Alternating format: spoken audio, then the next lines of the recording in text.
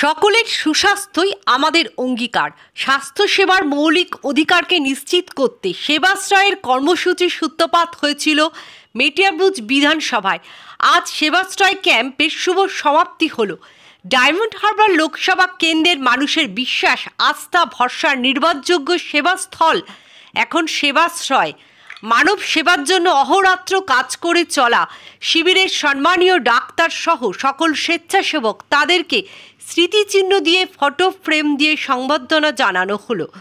অনুষ্ঠানে উপস্থিত ছিলেন মেটিয়াবুরুজ ব্লক তৃণমূল কংগ্রেস সভাপতি তথা 10 নম্বর ওয়ার্ডের পৌরপিতা সুমন রায়চৌধুরী, 1 নম্বর ওয়ার্ডের পৌরপিতা সত্যেন্দ্র সিং, 2 নম্বর ওয়ার্ডের পৌরমাতা ইতু চক্রবর্তী, 3 নম্বর ওয়ার্ডের পৌরপিতা রোশন আলী মণ্ডল, 4 নম্বর ওয়ার্ডের পৌরমাতা হাসিনা বানু, 5 নম্বর ওয়ার্ডের পৌর প্রতিনিধি রাজকুমার থান্দার।